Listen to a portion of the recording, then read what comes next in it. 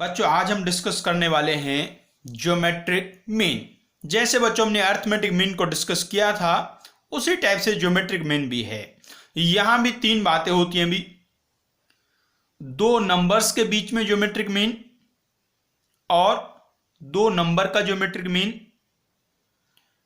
या बहुत सारे नंबर्स का ज्योमेट्रिक मीन। उसी तरीके की चर्चा होंगी, एक एक चर्चा करते हैं भी। पहली बात, single geometric mean. Single geometric mean, if G be the single geometric mean between A and B, then A, G, B are in GP। तो बच्चों यदि A, G, B GP में है तो जो G होगा उसको क्या कहते हैं? Single geometric mean. तो बच्चों यदि ये GP में है, GP में है तो क्या रिलेशन बनेगा भाई? G upon A is equal to B upon G, माने G square is equal to AB। बच्चों G square equal to AB है तो यहां से G का वैल्यू क्या आएगा? यहां से G के दो वैल्यू आ सकते हैं भाई, स्क्वायर है ना तो स्क्वायर रूट करेंगे तो प्लस माइनस का साइन आएगा। तो यहां से G के दो वैल्यू आएंगे बच्चों, अंडर रूट ऑफ AB और minus under root of AB। तो G के कितने वैल्यू आ गए बच्चों? दो value, square root of AB and minus times square root of AB बच्चों। तो अब सवाल ये उठता है, क्या भाई दो नंबर्स के बीच में हमें तो एक ज्योमेट्रिक मीन बताना था, लेकिन आप तो कह रहे हैं G के तो दो वैल्यू आ गए, तो कौन सा लेना है, प्लस वाला कि माइनस वाला? तो इसमें कहानी क्या है बच्चों, ये डिपेंड करेगा A और B के साइन पे। A और B के साइन कैसे हैं उस पर डिपेंड करेगा कि आपको G का साइन कैसा लेना है, पॉजिटिव लेना है या नेगेटिव लेना है।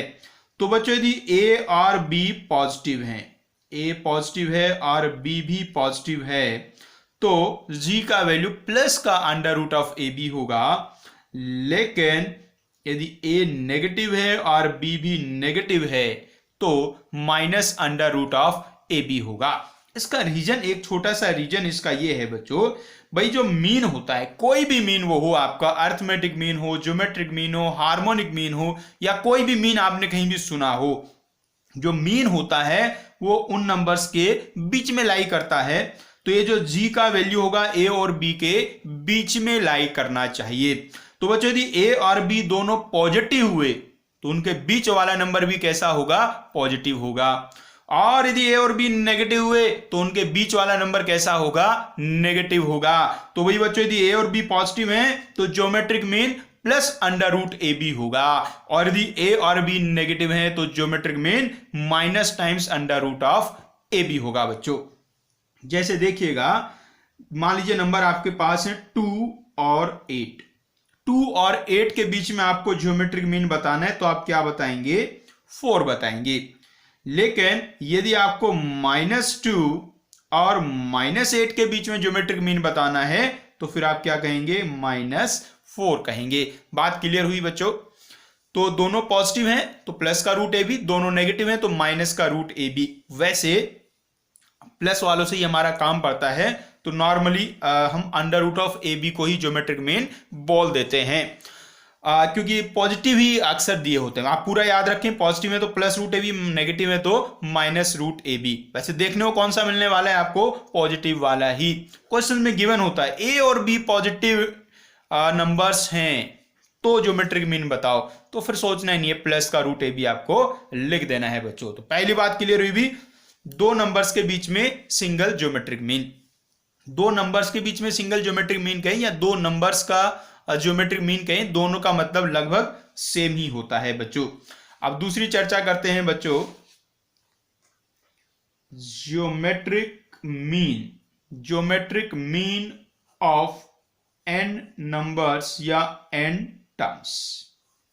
तो बच्चों यदि n नंबर्स आपके पास हैं, A1, A2, A3 up to AN, इनका आपको ज्योमेट्रिक मीन फाइंड करना है तो क्या करते हैं बच्चों? इन सबको मल्टीप्लाई कर देते हैं और होल पावर 1/n कर देना है। सबको मल्टीप्लाई करके होल पावर 1/n कर देना। भाई जैसे 2 का निकाला तो आपने क्या किया, उन दोनों को मल्टीप्लाई किया और उसका स्क्वायर रूट किया, मतलब कि होल पावर 1/2 किया। ऐसे 3 का निकालना होगा तो तीनों को मल्टीप्लाई करेंगे और क्यूब रूट करेंगे। n का निकालना होगा तो सबको मल्टीप्लाई करेंगे, होल पावर 1/n बच्चों कर देंगे। अब देखिए एक और छोटी बात इसमें क्या थी, अब था n geometric means between two numbers.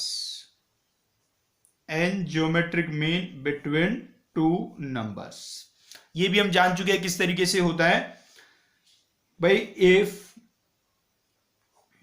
g1 g2 g1 g2 g3 gn are n geometric means between a and b, then a g1 g2 g3 gn comma b are in gp। जो geometric mean है उनको यदि आप numbers के बीच में रख देंगे तो वहां जो सीक्वेंस बनेगा वो जीपी बनेगा। जीपी बनेगा तो ज्योमेट्रिक मीन्स होते हैं, एपी बनता था तो अरिथमेटिक मीन्स होते हैं। तो ये बन गया बच्चों जीपी। अब यहां से हम क्या करेंगे, इसका कॉमन रेशियो फाइंड कर लेंगे और उससे फिर हम सारे ज्योमेट्रिक मीन्स फाइंड कर पाएंगे बच्चों। बच्चों इसमें जो बी है, बी कौन सा इसका टर्म है भाई, इसमें काउंट कर लो कितने टर्म्स हैं, एन तो मीन्स हैं, एक ए है और एक बी है, तो टोटल कितने हो गए, n+2 टर्म्स हो गए। तो जो बी है वो क्या है, n+2th टर्म है, n+2th टर्म है। और n+2th टर्म का फॉर्मूला क्या होगा, a r की पावर n+2 - 1। यहां से इसको b अपॉन a का वैल्यू निकालो तो b अपॉन a आ गया r की पावर n+1। सो बच्चों r का वैल्यू क्या आ गया है, b अपॉन a की होल पावर 1/n+1। ये बच्चों आ गया है r का वैल्यू। अब बच्चों r आ गया है तो अब मीन्स निकालने तो बहुत आसान हो गए। अरे जो g1 है वो इस सीक्वेंस का सेकंड टर्म है, तो सेकंड टर्म कैसे निकलेगा, फर्स्ट टर्म को r से मल्टीप्लाई कर दो। तो भाई बच्चों जो g1 है, g1 उसका वैल्यू तो क्या होगा, ar होगा। ऐसे ही g2 का वैल्यू ar² होगा और gn का वैल्यू ar⁴n होगा बच्चों। तो क्या कर लिया करेंगे भाई, इस फॉर्मूले से या तो इस फॉर्मूले को डायरेक्ट याद रख लो या तो आप जैसे इसमें निकालो वैसे ही आप निकाल सकते हैं भाई। तो यहां से आप r का वैल्यू निकाल लेंगे, फिर a को r से मल्टीप्लाई करेंगे, g1 आ जाएगा और फिर ऐसे r से मल्टीप्लाई करते जाएंगे तो आगे वाले सारे मीन्स बच्चों आ जाएंगे। आइए अब थोड़े से क्वेश्चन देखते हैं और फिर आगे की चर्चा करते हैं भी। पहले कुछ 1-2 हल्के हल्के क्वेश्चन सॉल्व कर लेते हैं। पहला क्वेश्चन देखो जी, बड़ा ही आसान कहा गया है, insert 7 geometric means between 2 and 162। Insert 7 geometric means between 2 and 162। तो वही क्या करना है रे आपको, ज्योमेट्रिक मीन्स आप लेट कर लेंगे g1 g2 g3 से लेके g7 तक और उसके बाद कहेंगे 2 g1 g2 g3 up to g7 and then 162 r in gp। अब यहां से हम कॉमन रेशियो निकालेंगे, तो या तो फॉर्मूला आपने याद किया b/a की होल पावर 1/n+1, नहीं याद किया तो डायरेक्ट ही कर सकते हैं। डायरेक्ट देखो, इसको काउंट करके देखो, ये 162 इसका कौन सा टर्म है, ये इसका 9th टर्म है। तो 162 क्या है बच्चों, 9th टर्म है। और 9th टर्म का फॉर्मूला क्या होगा, a का वैल्यू 2 इंटू r की पावर 9 - 1। उस 2 से इधर डिवाइड कर दो तो 162/2 is equal to r⁴ 8। So r⁴ 8 equal to ये कितना बन गया, ये बन गया 81। यहां से बच्चों r का वैल्यू निकाल लोगे ना तो √3 आएगा। तो r का वैल्यू आ गया √3। अब बच्चों r का वैल्यू √3 आ गया है, अब तो कुछ बचा ही नहीं है। g1 कैसे निकलेगा, g1 ये होगा 2 इंटू आर, मतलब कि 2 इंटू √3। और g2 निकालना है तो क्या करोगे भैया जी, g1 को ही √3 से मल्टीप्लाई कर लो, इसको √3 से मल्टीप्लाई करोगे तो ये 2 इंटू 3 मतलब कि 6 बन जाएगा। g3 चाहिए तो इसको √3 से मल्टीप्लाई कर दो। g4 भी चाहिए तो भैया इसको √3 से मल्टीप्लाई कर दो, तो ये बन जाएगा 6 इंटू 3 मतलब कि 18। g5 इसको √3 से मल्टीप्लाई कर दो, 18√3। g6 इसको √3 से मल्टीप्लाई कर दो तो ये आ जाएगा 54। और फाइनली g7 का वैल्यू आ जाएगा 54√3। इसको √3 से मल्टीप्लाई कर देंगे। गलती से यदि आप इसे नेक्स्ट टर्म निकालेंगे, तो 162 आ जाना चाहिए। इसको देखो √3 से मल्टीप्लाई कर दो तो 162 बच्चों आ जाएगा। तो बात क्लियर हुई भी। इस तरीके से बिल्कुल इतने आराम से आप क्या कर सकते हैं, ज्योमेट्रिक मीन्स फाइंड कर सकते हैं बच्चों। आइए आगे बढ़ते हैं और देखते हैं कुछ आसान सा क्वेश्चन। एक और बड़ा ही आसान सा क्वेश्चन भी, क्वेश्चन में कहा है find the value of n such that a to the power n plus 1 plus b to the power n plus 1 upon a to the power n plus b to the power n is the geometric mean between a and b। ये है जी, देखो ये आपका geometric mean है a और b के बीच में भाई। तो आपको n का वैल्यू फाइंड करना है। तो क्या करेंगे बच्चों, कहीं कोने में कुछ छोटा सा लिख लो, a पॉजिटिव है और b पॉजिटिव है। कई बार यदि कोई अच्छी बुक आप पढ़ रहे हैं तो उसमें लिखा होता है पॉजिटिव एंड नेगेटिव के बारे में, कुछ बुक्स में नहीं भी लिखा होता है, ठीक है ना। नहीं भी लिखा है तो आप पॉजिटिव मान के उसको सॉल्व कर दीजिएगा। हाँ जी, तो क्या कहा गया, ये ज्योमेट्रिक मीन है। तो ज्योमेट्रिक मीन तो a और b का क्या होता है, under root of A B होता है। So a to the power n plus 1 plus b to the power n plus 1 upon a to the power n plus b to the power n is equal to under root of A B. बस अब इस equation को आपको solve कर लेना है और solve करके n का वैल्यू फाइंड कर लेना है।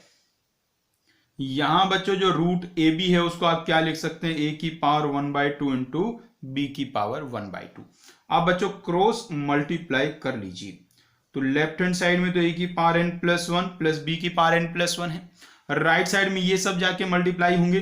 अब ये देखो a की पावर n इससे मल्टीप्लाई होगा, तो यहाँ a की पावर n है, वहां a की पावर n/2 है, तो क्या बन गया a की पावर n प्लस 1/2 और b की पावर 1/2 तो है ही है अभी प्लस। फिर आप b की पावर n से मल्टीप्लाई करेंगे तो b की पावर 1/2 यहाँ है, n यहाँ है, तो b की पावर भी क्या बन जाएगी इसमें n प्लस 1/2, a की पावर 1/2 तो भैया है ही है।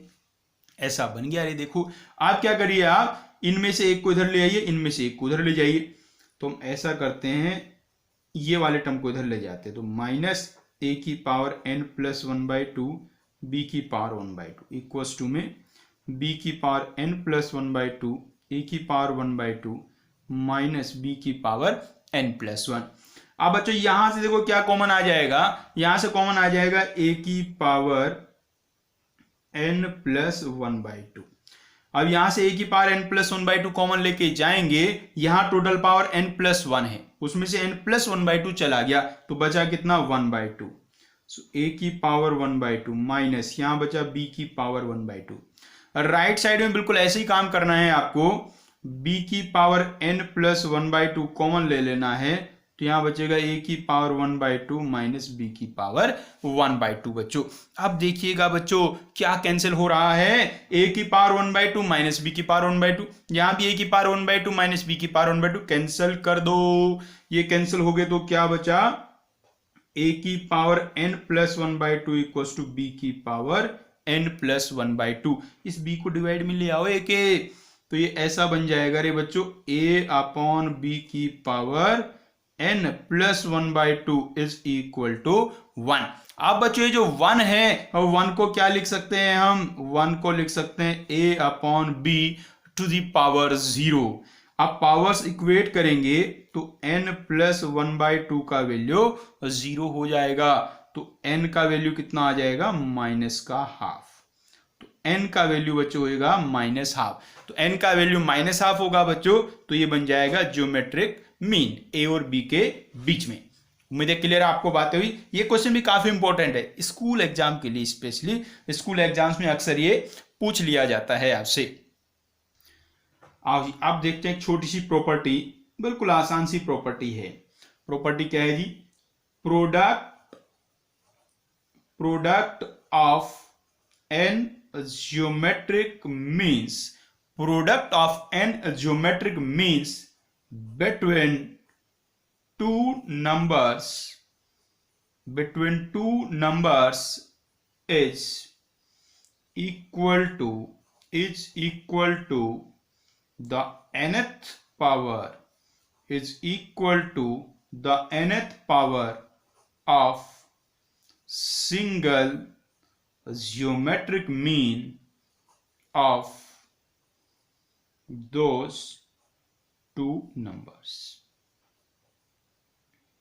देखो जी, दो नंबर्स के बीच में आप n ज्योमेट्रिक मीन्स लीजिए, उन सब का जो प्रोडक्ट होता है वो सिंगल ज्योमेट्रिक मीन की पावर n के इक्वल होता है। जैसे देखिए क्या है, कुछ ऐसी बात है ये, जैसे भी मान लीजिए आपने नंबर्स लिए a और b, उनके बीच में ज्योमेट्रिक मीन्स लिए g1 g2 g3, तो ये ऐसा a g1 g2 g3 से लेके gn b, ये gp में बन जाएंगे। हमें प्रूव क्या करना है, हमें प्रूव ये करना है कि इन सब का जो प्रोडक्ट है g1 into g2 into g3 से लेके gn तक, इन सब का जो प्रोडक्ट होगा a और b का जो सिंगल ज्योमेट्रिक मीन है, a और b का सिंगल ज्योमेट्रिक मीन क्या होगा, वो होगा अंडर रूट ऑफ ab, उसकी होल पावर n के इक्वल है। ये हमें प्रूव करना है बच्चों, तो आइए इसको प्रूव करना शुरू करते हैं। प्रूव करने के लिए वही पुराने जमाने का तरीका बच्चों, लेफ्ट हैंड साइड से शुरू करो और राइट हैंड साइड ले आओ। तो LHS से स्टार्ट करते हैं, LHS लेफ्ट हैंड साइड। बच्चों G1 पता है क्या होता है, G1 होता है AR, G2 क्या होता है AR स्क्वायर, G3 क्या होता है AR क्यूब, Gn होता है AR की पावर n। और ये पता है R का वैल्यू कितना होता है, R का वैल्यू निकाला था ना, R का वैल्यू होता है B/A, ऐसे लिख दो, r की पावर n+1 का वैल्यू होता है b/a। अब इन सबको आप मल्टीप्लाई कर दो भाई, इसमें टोटल n टर्म्स लिखे हुए हैं, तो a तो n टाइम्स आएगा, तो सीधे a to the power n हो जाएगा, r की पावर सब ऐड हो जाएंगी 1 + 2 + 3 से लेके n तक। बच्चों जो पावर में r की पावर में एक ap बना हुआ है, उसका सम निकाल देंगे भाई, तो इसका सम ऐसा कुछ आएगा n+1/2। ये बच्चों आ गया, देखिए प्रोडक्ट ये आ गया है। अब आप क्या करेंगे, जो r की पावर n+1 है, r की पावर n+1 का वैल्यू b/a पुट कर देंगे, तो ये देखो कैसा बन जाएगा b/a, n+1 तो चला गया, उसमें बचा कितना n/2, तो b/a की पावर n/2, ऐसा बच्चों बन गया है। अब आप क्या करिए, जो ये टोटल पावर है, टोटल पावर से आप n/2 कॉमन ले लो, पावर से यदि आप n/2 कॉमन ले लोगे, ऐसे लिख लो, पावर से n/2 कॉमन लिया, तो यहां तो पावर में n था, हमने कॉमन लिया n/2, तो कितना बच गया, इधर बच गया 2, तो यहां बच गया a की पावर 2, और यहां तो पावर n/2 था, पूरा कॉमन चला गया, तो यहां बच गया b/a। इसको देखो सॉल्व करके कितना आ रहा है, ab की पावर n/2। यदि ये पावर 1/2 अंदर हम भेज दें, तो ab की पावर 1/2, ab की पावर 1/2 का मतलब क्या हुआ, under root of ab, under root of ab to the whole power n। ये आ गया अपना राइट हैंड साइड। तो याद होगी बात आपको भाई, तो जो n ज्योमेट्रिक मीन्स होंगे दो नंबर्स के बीच में, उनका जो प्रोडक्ट होगा वो सिंगल ज्योमेट्रिक मीन की पावर n के इक्वल होगा। बच्चों याद रखिएगा, बिल्कुल छोटी सी प्रॉपर्टी है, कहीं काम आ सकती है। चलिए अभी आगे बढ़ते हैं। तो ये तो बेसिक आपके सवाल हुए बहुत छोटे मोटे से। अब हम कुछ सवाल ऐसे करते हैं, इसमें am और gm दोनों आएंगे, am और gm दोनों थोड़े थोड़े आएंगे। आइए ऐसे कुछ एक दो क्वेश्चन सॉल्व कर लेते हैं। एक तो इसमें बहुत आसान क्वेश्चन होते हैं, भाई आपको एम जीएम गिवन होते हैं और फिर नंबर्स फाइंड करने होते हैं। तो आइए एक क्वेश्चन तो ऐसा ही कर देते हैं। कहा गया है द एम मैंने the arithmetic mean between two positive numbers is 34. Arithmetic mean between two positive numbers is 34 and their geometric mean is 16. Find the numbers. तो भाई arithmetic mean and geometric mean दोनों आपको गिवन है और आपको numbers भैया find करने हैं। तो क्या करेंगे, नंबर्स को लेट कर लीजिए। Let numbers be A and B. अब भाई फॉर्मूला यूज करो। अर्थमेटिक मीन है, अरे अर्थमेटिक मीन का फॉर्मूला याद है क्या रे? अर्थमेटिक मीन होता है a प्लस बी बाई 2 और ये कितना गिवन है? ये गिवन है 34। तो बच्चों रे a प्लस बी का वैल्यू आ गया है 68। a प्लस बी का वैल्यू 68 आ गया है। इक्वेशन नंबर 1 तैयार हुआ।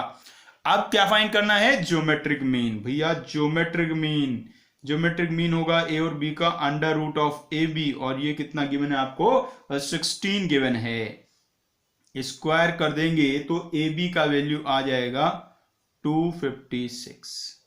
बच्चों ए बी का वैल्यू आ गया 256। ये हुआ इक्वेशन नंबर 2। तो भाई दो इक्वेशन तैयार आपके पास हो गए हैं। अभी यहां इन दोनों को सॉल्व करके आपको ए और बी का वैल्यू फाइंड करना है। इतना तो कर ही सकते हैं। करने के दो तरीके होते हैं हमारे पास। एक तरीका तो ये होता है कि यहां से आप भाई ए या बी किसी एक का वैल्यू निकाल दो, उसमें पुट कर दो, या वहां से वैल्यू निकाल के इसमें पुट कर दो, एक ही बात है दोनों। या एक तरीका क्या होता है, आप a minus B whole square का फॉर्मूला लिखो, a minus B whole square का फॉर्मूला लिखो, वहां से आप a माइनस बी का वैल्यू निकाल लो। a minus B whole square क्या होता है? a plus B whole square minus 4ab। तो वहां से a माइनस बी का वैल्यू आ जाएगा। यहां a प्लस बी का वैल्यू है, उनको प्लस माइनस कर लो। दो तरीके हैं ये आपके पास। तो बच्चों जो ये वाला तरीका b का वैल्यू यहां पुट करने वाला है, यहां से वहां पुट करने वाला, वो तो आप कर ही सकते हैं। हम स्क्वायर वाला कराते हैं। किसका वैल्यू निकालने जाएंगे? a minus B whole square. बच्चों a minus B whole square क्या होगा? a plus B whole square minus 4ab। अब इसमें वैल्यू पुट कर दो जी। a प्लस बी हो गया 68, 68 का स्क्वायर माइनस 4 इंटू 256। इसको बच्चों आप कैलकुलेट करेंगे। कैलकुलेशन थोड़ा दिमाग से अच्छे से करें भाई जो 68 होता है वो आपको पता है 17 इंटू 4 होता है। 68 17 इंटू 4 होता है। और यहां तो आपको पता ही है क्या है। तो यहां से आप क्या कर सकते हैं? 4 का स्क्वायर मतलब कि 16 कॉमन आ जाएगा। यहां से 16 आ गया कॉमन, तो यहां बचेगा 17 का स्क्वायर। और यहां से यदि आप 16 कॉमन ले ले तो भैया 16 इंटू 16 ही तो था, तो एक 16 कॉमन गया तो बचेगा 4 इंटू 16। 4 इंटू 16 हो जाएगा शायद 64। ऐसा बच्चों बन गया है। आप बच्चों इसको सॉल्व कर डालेंगे रे। 16 तो है ही है, ये हो जाता है 289 और ये माइनस 64। तो ये बन जा रहा है 16 इंटू 225। अब बच्चों इसका रूट कर देंगे तो a माइनस बी का वैल्यू क्या आ जाएगा? इसका रूट करोगे तो ये आ गया 4, इसका रूट करोगे तो 15। 4 इंटू 15 हो गया 60 बच्चों आ गया है। आप चाहते तो डायरेक्ट भी इसका स्क्वायर ओपन करके 4 से मल्टीप्लाई करके माइनस सीधे सीधे भी आप भैया कर सकते हैं। तो बच्चों a माइनस बी का वैल्यू आ गया है 60 और a प्लस बी का वैल्यू है 68। तो अब इसमें तो सॉल्व करने में कोई दिक्कत है ही नहीं, सीधे ही कर लो यार। तो a का वैल्यू आ रहा है 64 और b का वैल्यू आ रहा है बच्चों 4। सीधे से दोनों को प्लस करेंगे, एकदम से a का वैल्यू निकल आएगा। तो नंबर्स क्या आगे बच्चों? नंबर्स आगे हैं 64 और 4। तो ऐसे छोटे मोटे क्वेश्चन बच्चों हो सकते हैं कहीं, वो आप बड़े आराम से सॉल्व कर पाएंगे। आगे बढ़ते हैं, कुछ और क्वेश्चन करते हैं सॉल्व भाई। नेक्स्ट क्वेश्चन में कहा गया है the arithmetic mean between two positive between two positive numbers, arithmetic mean between two positive numbers a and b, where a is greater than b is twice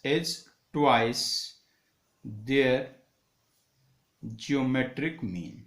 Arithmetic mean is twice geometric mean. और आपको prove क्या करना है भैया? आपको prove करना है, prove that a to b, a और b का रेशो आपको प्रूव करना है 2 + √3 to 2 - √3. ये बच्चों प्रूव करना है. a और b का जो रेशो आएगा 2 + √3 to 2 - √3 आएगा. ये बच्चों प्रूव करना है. तो आइए शुरू हो जाते हैं भाई. तो बड़ी सिंपल सी बात है. ये आपको ये गिवन है कि arithmetic mean is twice of geometric mean. ये बच्चों गिवन है. अरिथमेटिक मीन क्या होता है बच्चों? यदि नंबर्स को आप a और b लेट कर रहे हैं तो अरिथमेटिक मीन हो गया a + b/2. जियोमेट्रिक मीन हो गया √ab. ये बच्चों रिलेशन बन गया है. तो a + b = 4 टाइम्स √ab. आप बच्चों यहां से ये जो इक्वेशन बन गई है, इस इक्वेशन को सॉल्व करने के कई सारे तरीके हैं, कई सारे मेथड्स हैं इसको सॉल्व करने की. हम एक दो मेथड तो आपको बता ही देते हैं. एक मेथड को ऐसे ही बता देते हैं ऑलरेडी. भाई ये जो पूरी इक्वेशन है ना, इसको आप a/b या b/a के फॉर्म में कन्वर्ट कर लो. उसके लिए आप पूरी इक्वेशन को a से या b से डिवाइड कर दो. मान लीजिए हम इसको b से डिवाइड कर देते हैं. तो b से यदि हम इसको डिवाइड कर देते हैं, देखो क्या बनेगा, a/b + 1 = 4 √a/b. भाई इसको b से डिवाइड करोगे ना तो b मतलब √b × √b होता है. एक √b कट जाएगा, एक √b बच जाएगा. ऐसा बच्चों ये बन गया है. अब इसको यदि आप ध्यान से देखोगे ना, ये √a/b में क्वाड्रेटिक बन गया है. दोबारा से लिखो एक बार.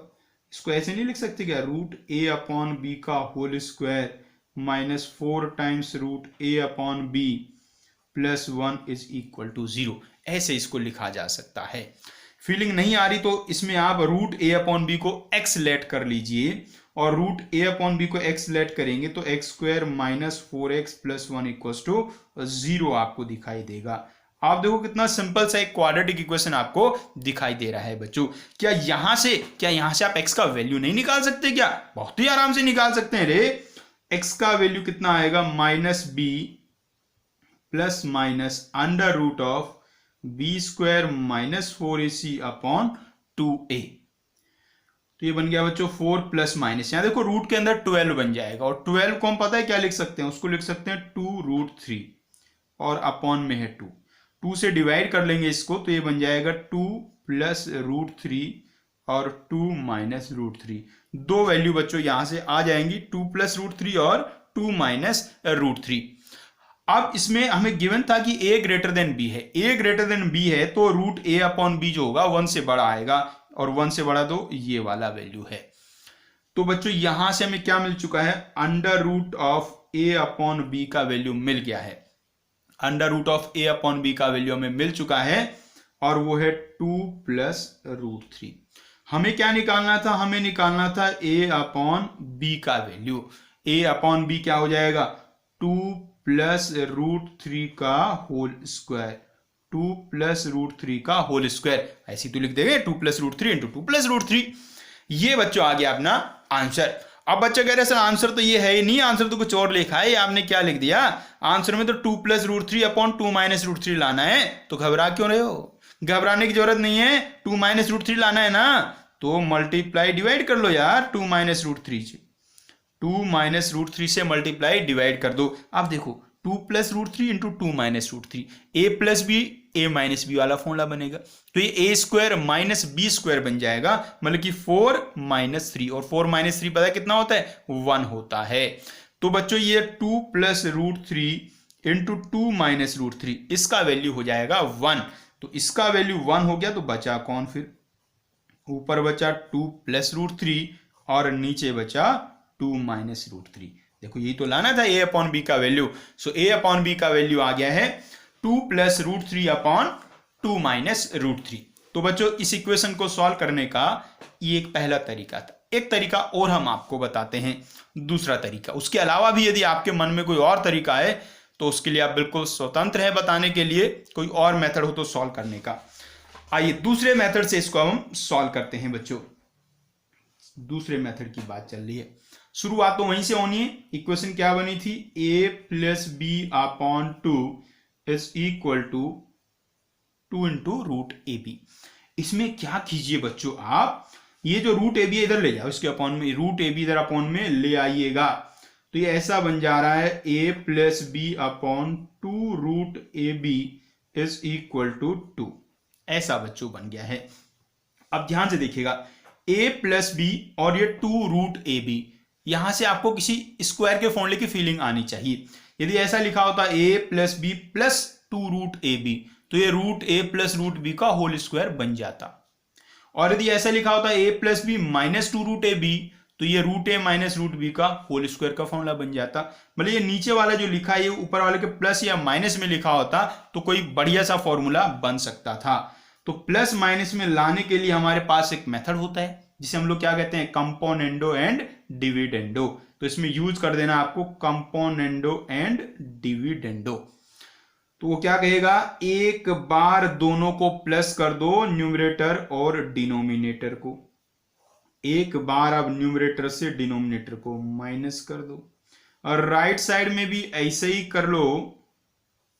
आप देखिएगा बच्चों, ये ऊपर क्या बन चुका है, root A plus root B का होल स्क्वायर। नीचे क्या बन गया, root A minus root B का होल स्क्वायर। और राइट साइड में क्या बन चुका है, 3/1। अब भाई स्क्वायर इधर बन गया, अब स्क्वायर रूट कर दीजिए, स्क्वायर रूट कर दीजिए। तो स्क्वायर रूट करेंगे तो लेफ्ट हैंड साइड में तो बचेगा root A plus root B, right hand side में बचेगा root A minus root B, उधर हो जाएगा अंडर रूट 3/1। ऐसा बच्चों बन चुका है।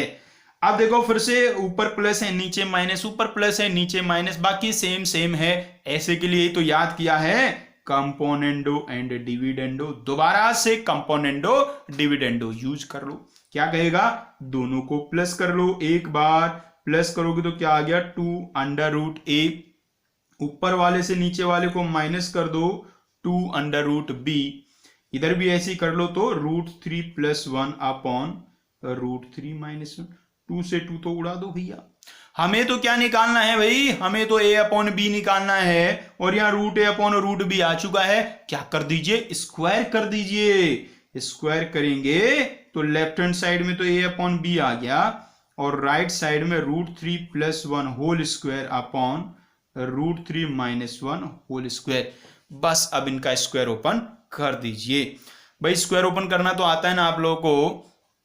तो बच्चों स्क्वायर ओपन करेंगे तो a upon B equal to चल रहा है वही a square plus B square plus 2ab वाला फॉर्मूला। तो ये बन जाएगा 3+1 प्लस 2 रूट 3, नीचे 3+1 माइनस 2 रूट 3। तो ऊपर बन गया बच्चों 4 प्लस 2 रूट 3, और नीचे बन गया 4 माइनस 2 रूट 3। क्या कॉमन आके कैंसिल हो रहा है, 2 कॉमन आके कैंसिल हो रहा है, कैंसिल कर लो ना रे। तो क्या बन गया, 2 plus root 3 upon 2 minus root 3। देखो यही तो लाना था, a अपॉन बी का value 2 plus root 3 upon 2 minus root 3 हमें लाना था बच्चों। तो कितना ज्यादा आसान है, देखो जी दोनों तरीके आपको बढ़िया समझ में आ जाने चाहिए। देखो क्वाड्रेटिक इक्वेशन बना के, दूसरा एक कंपोनेंडो डिविडेंडो यूज करके बच्चों। तो ऐसे छोटे मोटे क्वेश्चन भी आपको मिलते हैं ज्योमेट्रिक मीन में। अब आगे हम बढ़ते हैं, अब हम चर्चा करने वाले बहुत इंपॉर्टेंट प्रॉपर्टी की। भाई ये तो सब बातें थी, ऐसी बातें तो स्कूल वाला ही पूछता है नॉर्मली। बाकी जो आईटी में मेन बातें आती हैं वो जो रिलेशन होता है अर्थमेटिक मीन और ज्योमेट्रिक मीन का, उससे रिलेटेड बातें आती हैं। और वो रिलेशन वैसे भी बहुत इंपॉर्टेंट है, जैसे हम आज उसको डिस्कस करेंगे आपको समझ में आ जाएगा उसका कितने ज्यादा इंपॉर्टेंस है। तो आइए क्या चर्चा कर रहे हैं भाई, अब हम चर्चा कर रहे हैं relation between arithmetic mean and geometric mean. Relation between arithmetic mean and geometric mean। देखो जी, रिलेशन बहुत सिंपल सा है जी, बहुत सिंपल सा है, लिख देते हैं बस। Arithmetic mean is greater than और equal to geometric mean. Arithmetic mean is always greater than और इक्वल टू ज्योमेट्रिक मीन। यहां कोने में लिख लो फोर पॉजिटिव नंबर्स। मतलब समझे ना, मैंने जो आपने अर्थमेटिक मीन और ज्योमेट्रिक मीन निकाले हैं वो कैसे नंबर्स के निकाले हैं, पॉजिटिव नंबर्स के निकाले हैं। तो पॉजिटिव नंबर्स के अर्थमेटिक मीन ज्योमेट्रिक मीन में रिलेशन होता है, arithmetic mean is greater than और इक्वल टू ज्योमेट्रिक मीन। बच्चों आइए इसको हम प्रूव भी कर देते हैं। भाई दो नंबर आप ले लीजिए ए और बी, तो अर्थमेटिक मीन कितना आ जाएगा, A plus B by two. Geometric mean क्या आ जाएगा, under root of A B. हम फाइंड करते हैं ए माइनस जी। ए माइनस जी क्या आएगा जी, A plus B by two minus under root of A B. LCM ले लीजिए, तो एलसीएम लेते हैं तो क्या बनेगा, A plus B minus 2 into under root of A B upon 2। ये बच्चों ए माइनस जी का वैल्यू है। आप इसका न्यूमरेटर देखो बच्चों, न्यूमरेटर को ध्यान से देखिए तो वहां आपको दिखेगा under root A minus under root B का होल स्क्वायर अपॉन 2। आप देखो बच्चों, root A minus root B का होल स्क्वायर अपॉन 2, ये वैल्यू हमेशा ग्रेटर देन और इक्वल टू 0 होगा। भाई किसी भी नंबर का जो स्क्वायर होगा, किसी भी रियल नंबर का जो स्क्वायर होता है वो ग्रेटर देन इक्वल टू 0 होता है। So A minus G is greater than और equal to 0, therefore A is greater than और इक्वल टू जी। देखो जी प्रूव कर दिया हमने। एक बात और साथ में सुन लो रे, ये इक्वल टू का साइन कब आएगा, इक्वल टू का साइन तब आएगा जब यहां इक्वल टू 0 आएगा, जब यहां 0 के इक्वल होगा। मतलब ये वाला वैल्यू जब 0 के इक्वल होगा, और ये वाला वैल्यू 0 के इक्वल कब होगा, जब ए और बी इक्वल होंगे। तो एक छोटी बात और क्या सीख ली, A equals to G if A is equal to B. बात समझे कि नहीं समझे। अर्थमेटिक मीन और ज्योमेट्रिक मीन, अर्थमेटिक मीन और ज्योमेट्रिक मीन इक्वल कब होंगे, अरे बच्चों इक्वल तब होंगे जब नंबर्स इक्वल होंगे। नंबर्स इक्वल होंगे तो अर्थमेटिक मीन और ज्योमेट्रिक मीन इक्वल आएंगे, और यदि नंबर्स इक्वल नहीं है तो फिर अर्थमेटिक मीन बड़ा होगा और ज्योमेट्रिक मीन छोटा होगा। फिर से याद कर लो, ये पॉजिटिव नंबर्स के लिए कहा है। यदि नंबर्स आपके पॉजिटिव नहीं हुए तो फिर इसके सही होने की कोई गारंटी नहीं है बच्चों। आइए इस जो प्रॉपर्टी है इसका बहुत ही ज्यादा एप्लीकेशन है, इससे डायरेक्ट क्वेश्चन भी अच्छे अच्छे बनते हैं और इसका बाकी टॉपिक्स में भी बहुत ज्यादा यूज होता है बच्चों। आइए शुरुआत करते हैं कुछ छोटी सी बात से। एक प्रॉपर्टी हमने बहुत दिनों से सीख रहे हैं, हम उसको प्रूव करते हैं हम इससे। If x is greater than 0, x is greater than 0, prove that x plus 1 by x is greater than or equals to 2। ये सीखा हुआ है हमने, याद किया हुआ है, ऐसा कहिए याद किया हुआ है हमने। किसी नंबर और उसके रेसिप्रोकल का सम 2 या उससे बड़ा होता है यदि नंबर पॉजिटिव है, नेगेटिव होते हैं तो लेस देन और इक्वल्स टू -2 होता है। तो देखिएगा कैसे यूज करते हैं। प्रॉपर्टी क्या कहती है, प्रॉपर्टी कहती है arithmetic mean is greater than और इक्वल टू ज्योमेट्रिक मीन। आप बच्चों नंबर्स आप ले लीजिए x और 1 बाई एक्स, एक नंबर ले लीजिए x और दूसरा ले लीजिए 1 बाई एक्स, उनका अर्थमेटिक मीन फाइंड कीजिए। तो x और 1 बाई एक्स का अर्थमेटिक मीन हुआ x plus 1 by X upon 2। अब इनका ज्योमेट्रिक मीन फाइंड किए। ज्योमेट्रिक मीन कैसे फाइंड किया जाएगा, दोनों को मल्टीप्लाई करेंगे और पावर 1/2 करेंगे, मतलब स्क्वायर रूट करेंगे। ध्यान से देखो रे राइट हैंड साइड को, और राइट हैंड साइड में 1 बन चुका है। So x plus 1 by X upon 2 is greater than और equal to 1, therefore x plus 1 by X is greater than और इक्वल टू 2। देखो जी ये प्रूव हो गया है। तो कितने आराम से हमने प्रूव कर दिया कि x plus 1 by x greater than और इक्वल टू 2 होगा। आइए और क्वेश्चन देखते हैं इससे। नेक्स्ट क्वेश्चन है बच्चों, if a plus B plus C is equal to 3। A plus B plus C equals to 3 and A B C are greater than 0, positive numbers हैं ए बी सी सब, तो फाइंड करना है, देन फाइंड ग्रेटेस्ट मतलब कि maximum value of पहला part इस question का ए बी सी। बड़े इंपॉर्टेंट चीज है, ध्यान से समझते चलिएगा। यदि सम कांस्टेंट है, यदि नंबर्स का सम कांस्टेंट है, तो प्रोडक्ट का मैक्सिमम वैल्यू कैसे निकालते हैं वो हम सीखने जा रहे हैं। बहुत ही काम की चीज है। सम कांस्टेंट है तो प्रोडक्ट का मैक्सिमम वैल्यू कैसे निकालेंगे? अरे एएमजीएम वाले रिलेशन से निकालेंगे। भाई रिलेशन क्या कहता है रे? रिलेशन कहता है arithmetic mean is greater than और इक्वल टू जियोमेट्रिक मीन होता है। अब यहां नंबर्स कौन ले लोगे आप? ए बी और सी, ए बी सी नंबर ले लीजिएगा। अर्थमेटिक मीन क्या होगा भाई? ए प्लस बी प्लस सी अपॉन 3। जियोमेट्रिक मीन होगा ए बी सी की पावर 1/3। बच्चों ए प्लस बी प्लस सी, इसका वैल्यू तो 3 है, 3/3 हो गया 1, तो 1 greater than equals to A B C की पावर 1/3, क्यूब कर दीजिएगा। So 1 greater than equals to A B C, 1 का क्यूब तो 1 ही होता है ना। आप इसको आप ऐसे भी लिख सकते हैं, A B C is less than और इक्वल टू 1। बच्चों जो ए बी सी का वैल्यू है वो हमेशा लेस देन और इक्वल टू 1 है, या तो 1 है या तो उससे छोटा है, तो मैक्सिमम वैल्यू कितना हुआ? मैक्सिमम वैल्यू तो 1 ही हुआ। Therefore greatest value of A B C कितना आएगा बच्चों? 1 आएगा। और पता है ये 1 आएगा कब? अरे 1 तब आएगा जब ए बी सी तीनों इक्वल होंगे, और इक्वल होंगे तो किसके इक्वल होंगे? 1 के इक्वल होंगे। बात आ गई बच्चों समझ में? तो कभी आपको सम का वैल्यू गिवन हो तो प्रोडक्ट का मैक्सिमम वैल्यू इस इनइक्वलिटी से हम निकालते हैं बच्चों। आइए आगे बढ़ते हैं। इसी क्वेश्चन का सेकंड पार्ट देखते हैं बच्चों। सेकंड पार्ट में क्या कहा जाए आपको?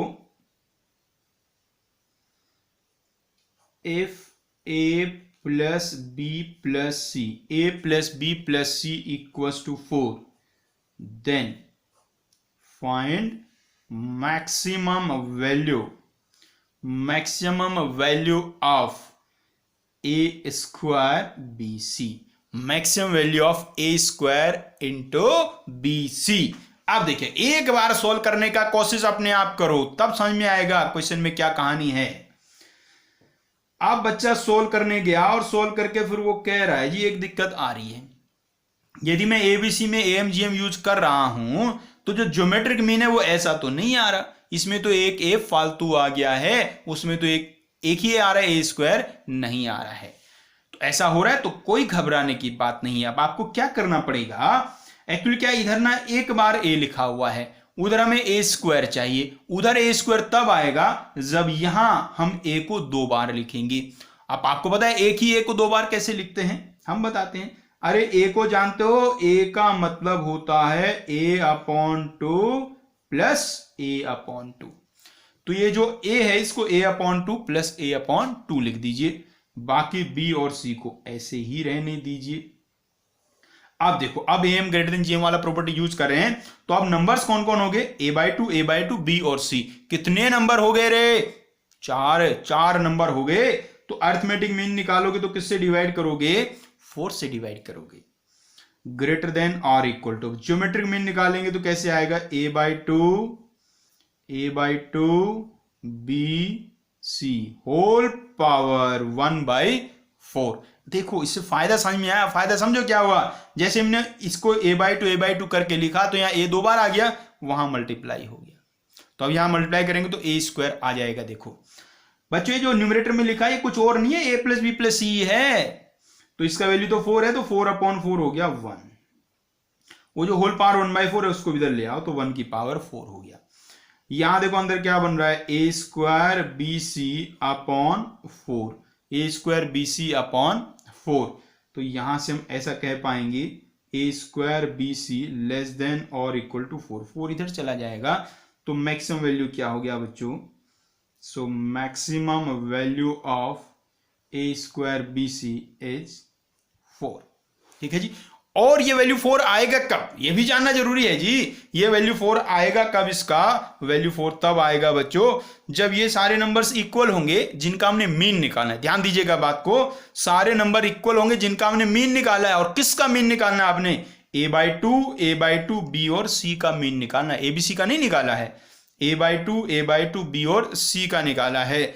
तो जब ये इक्वल होंगे मतलब कि a/2 equals to B equals to C होगा, तो इसका वैल्यू आएगा कितना भाई, a/2 बी सी ये सब इक्वल होंगे और a प्लस बी प्लस सी का वैल्यू 4 के इक्वल है। तो यहां से देखो a का वैल्यू कितना आ जाएगा, a का वैल्यू आ जाएगा 2, b का वैल्यू आएगा 1 और c का वैल्यू आएगा बच्चों 1। बात क्लियर हुई बच्चों। इसको आप थोड़ा थोड़ा आगे चल के, वैसे तो ऐसे भी करने में कोई बुराई नहीं है, आप जल्दी भी करना चाहें तो जल्दी भी कर सकते हैं। जैसे आपको पता चला कि इन चारों का आपको मीन निकालना है, तो मैक्सिमम वैल्यू तभी आएगा, मैक्सिमम वैल्यू तभी आएगा जब ये इक्वलिटी होल्ड होगी। और इक्वलिटी होल्ड कब होगी, जब ये सारे नंबर्स इक्वल होंगी। तो आप सीधे कह सकते हैं जब a/2 b और c इक्वल होंगे तब मैक्सिमम आएगा। तो यहां से वैल्यू निकाल लिया आपने, a का 2 b का 1 c का 1, और यहां इसमें रख दो a को 2 b को 1 c को 1, तो इसका वैल्यू आ जाएगा मैक्सिमम वाला। आइए और देखते हैं क्वेश्चन। नेक्स्ट क्वेश्चन बच्चों देखते हैं, इसी टाइप का है, बिल्कुल सेम ऐसा ही है, कोई अलग बात नहीं है। उसमें कहा जी a plus B plus C equals to 3 है, पॉजिटिव है ये आप याद रखिएगा सब। Then find maximum value of a square B cube C square, इसका बच्चों मैक्सिमम वैल्यू फाइंड करना है। अब तो देखो आप समझदार हो चुके होंगे शायद। भाई यहां देखो a स्क्वायर लिखा है, तो इसलिए a को कितनी बार लिखना है रे, 2 बार लिखना है। कैसे लिखोगे, a/2 प्लस a/2। वहां देखो b की पावर कितनी है, b की पावर 3 है, तो b को कितनी बार लिखना है, 3 बार लिखना है। b/3 plus b/3 plus b/3 plus c की पावर 2 है, तो c को कितनी बार लिखना है, 2 बार लिखना है, c/2 प्लस c/2। क्लियर बात है जी। अब देखो जी, ऐसे हमने लिखना सीख लिया। अब इसको सॉल्व करने के 2 तरीके आपके पास हैं, या तो am ग्रेटर देन gm आप यूज करो, या तो शॉर्ट तरीका भी यूज कर सकते हैं। हम कह सकते हैं जब ये इक्वल होंगे, a/2 b/3 और c/2 जब इक्वल होंगे तो आपका इसका वैल्यू मैक्सिमम आएगा। तो पहले हम प्रॉपर एक पूरा निकाल लेते हैं और फिर वैसे शॉर्ट से भी निकाल के दिखाते हैं। काउंट कर लो कितने टर्म्स हो गए जी, 1 2 3 4 5 6 7 7 टर्म्स हैं भैया। तो अपॉन में कितना आएगा, 7। यहां जब इनका ज्योमेट्रिक मीन निकालेंगे बच्चों तो सबको मल्टीप्लाई करेंगे, मल्टीप्लाई कर दो रे। a square B cube C square upon 2 square 3 cube 2 square whole power 1/7। यहां देखो जो न्यूमरेटर में ध्यान से देखो a प्लस बी प्लस सी लिखा हुआ है और उसका वैल्यू तो 3 गिवन था, तो ये हो गया 3/7। 3/7 होल पावर, जो उधर पावर 1/7 लिखा है उसको इधर ले आओ तो होल पावर होगी 7, ग्रेटर देन और equals to a square B cube C square upon 2 की पावर 4 इंटू 3 की पावर 3, 2 स्क्वायर 2 की पावर 4 बन गया। अब बच्चों ये जो है इसको भी इधर ले जाना, तो a square B cube C square less than और इक्वल्स टू, यहां देखो बच्चों 3 की पावर 7 है, यहां 3 की पावर 3 है, दोनों पावर एक साथ मिल जाएंगी तो ये 3 की पावर 10 बन जाएगा बच्चों। और बच्चों इंटू में 2 की पावर 4 और अपॉन में 7 की पावर 7, ये बच्चों आ गया इसका मैक्सिमम वैल्यू। दूसरे तरीके से भी हम बताते हैं, दूसरे तरीके से कैसे इसको आप कर सकते हैं। ये हमें पता है कि ये तभी मैक्सिमम आना है, प्रोडक्ट तभी मैक्सिमम आएगा जब ये इक्वल होंगे नंबर्स। और कौन कौन से नंबर, a/2 b/3 और c/2, ये सब जब इक्वल होंगे तो हमारा इसका ये जो प्रोडक्ट है इसका वैल्यू मैक्सिमम आएगा। इसको यदि आप k के इक्वल लेट कर लें एक बारी को, तो यहां से a का वैल्यू आ रहा है 2k, b का वैल्यू 3k और सी का वैल्यू 4k। अब बच्चों a प्लस बी प्लस सी का जो वैल्यू है वो 3 के इक्वल है। अब यहां से यदि आप a प्लस बी प्लस सी निकालेंगे तो कितना आ रहा है, ये सॉरी ये 2k है, यहां था ना c बाई 2 इक्वल टू के, तो c का वैल्यू 2k, तो ये देखो 2 प्लस 3 प्लस 2 7 बच्चों आ गया है। तो यहां से इसका वैल्यू आ गया 7k इक्वल टू 3। तो k का वैल्यू कितना आ रहा है, k का वैल्यू आ रहा है 3/7। अब बच्चों k का वैल्यू 3/7 है, तो a का वैल्यू कितना हो गया 2 इंटू 3/7, b का वैल्यू हो गया 3 इंटू 3/7 और c का वैल्यू हो गया 2 इंटू 3/7। अब आपको वैल्यू किसका निकालना है, वैल्यू हमें निकालना है a square b cube c square का। बस ये वैल्यू इसमें आप पुट कर दीजिए, तो इसमें बनेगा 2 का स्क्वायर, सॉरी 2 का स्क्वायर 3 का स्क्वायर अपॉन 7 का स्क्वायर, और b क्यूब में करेंगे तो 3 का पावर 6 कर देते हैं, अरे 3 का स्क्वायर हो गया होल पावर 3 करोगे तो 3 की पावर 6 अपॉन 7 की पावर 3, यहां बनेगा 2 की पावर 2 3 की पावर 2 अपॉन में 7 की पावर 2। इसको आप सॉल्व कर लेंगे तो ये वही आ जाएगा 3 की पावर 10 इंटू 2 की पावर 4 अपॉन 7 की पावर 7 बच्चों। तो दो तरीके से आप बच्चों सॉल्व कर सकते हैं, दोनों तरीके एक ही जैसे के हैं, कोई ज्यादा फर्क नहीं है, कंसेप्ट सेम है। कंसेप्ट तो ये कहता है भी वैल्यू मैक्सिमम कब आएगा, जब am और gm इक्वल होंगे, और am और gm इक्वल कब होंगे, जब वो नंबर सेम होंगे जिनका मीन निकाला गया है। क्लियर बात है भी, चलिए आगे बढ़ते हैं। अब इससे जेई में भी कई सारे क्वेश्चन पूछे गए हैं इससे, तो उनमें से एक दो क्वेश्चन हम आपको करा देते हैं बच्चों। देखिएगा बच्चों, क्वेश्चन में आपसे पूछा गया था the minimum value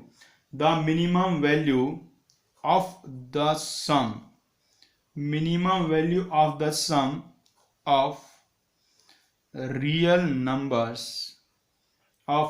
numbers a की पावर -5 a की पावर -4 3 इंटू a की पावर -3 1 a की पावर 8 एंड a की power 10 with a greater than 0h, ऐसा भाई पूछा गया है। बच्चों जो क्वेश्चन आते हैं इनमें या तो प्रोडक्ट का वैल्यू पूछा जाता है या तो सम का पूछा जाता है। प्रोडक्ट का पूछेगा तो हमेशा मैक्सिमम वैल्यू, और सम का पूछेगा तो मिनिमम वैल्यू, क्योंकि जो सम से आता है वो अर्थमेटिक मीन आता है, अर्थमेटिक मीन ग्रेटर होता है ज्योमेट्रिक मीन से, तो इसलिए सम का मिनिमम वैल्यू पूछता है। तो इन सबके सम का आपको मिनिमम वैल्यू फाइंड करना है बच्चों। तो जब भी ऐसा मैक्सिमम मिनिमम वाली बातें आती हैं तो हमें am greater than gm he use करना है। अब यदि आपको सम का मिनिमम वैल्यू चाहिए तो उन नंबर्स का प्रोडक्ट कांस्टेंट होना चाहिए, तभी तो निकाल पाएंगे ना, क्योंकि gm कांस्टेंट हो जाएगा। और यदि आपको प्रोडक्ट का वैल्यू मैक्सिमम चाहिए तो तब आपका सम कांस्टेंट होना चाहिए। तो किसी एक चीज को कांस्टेंट होना जरूरी है, तभी आप दूसरे की वैल्यू निकाल पाएंगे। तो यहां हम देखते हैं क्या इन सब का प्रोडक्ट कांस्टेंट है। एक बार ये देख लीजिए, हल्की नजर से देखिएगा भाई, a की पावर लिखे या -5 या -4 या -3, मिला लो सबको, कितना हो गया माइनस का 12, लेकिन प्लस वाली पावर देखो तो यहां 8 है और यहां 10 है, ये हो रही है 18। ये तो सही नहीं बैठ रहा भैया, यहां पावर -12 हो रही है, प्लस में 18 हो रही है। लेकिन कांस्टेंट तो प्रोडक्ट तभी आएगा ना, पावर सेम होंगी दोनों, पॉजिटिव वाली और नेगेटिव वाली। तो इसका मतलब हमें ये नेगेटिव वाली पावर्स को थोड़ा बढ़ाना है। बढ़ेंगी कैसे, उसको जो एक टर्म है उसको एक से ज्यादा बार आप लिखेंगे तो बढ़ जाएंगी मल्टीप्लाई करने से नेगेटिव पावर्स।